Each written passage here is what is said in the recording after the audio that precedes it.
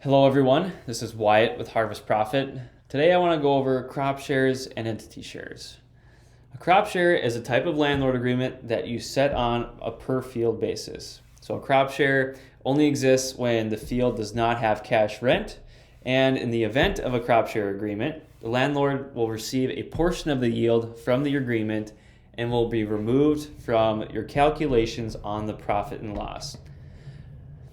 Now, if I go to the field and land cost page, and on the crop share column, I can click the drop down and add a new one, or in this case, I just want to take a look at the one I've already created. So I have a landlord agreement with Luke for 50% of the revenue. He'll get 50% of the revenue, and I'll get 50% of the revenue, but also I'll be paying for all the expenses. Now on to entity shares. On the crop planner page, I can set up my entity shares by clicking edit on that page. And then right now I've got Wyatt and Tim on a 50-50 entity share. Now, if you don't have all of your entities set up, you can go to the settings page, entities and landlords, and you can enter in any entities or landlords that you need.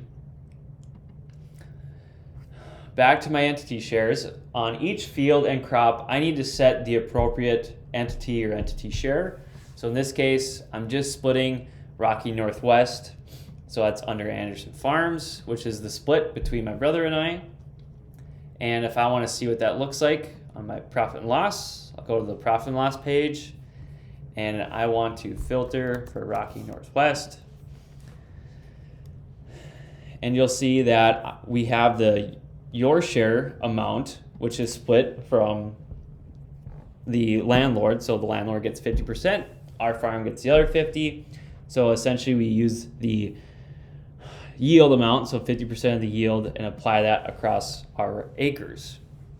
Now, if I want to look at just my single entity, I'll filter for Wyatt, and I'll have 50% of the acres applied to my share of the yield. Now, a common mistake is to have a split made under entity share and crop share agreement that are essentially representing the same shares.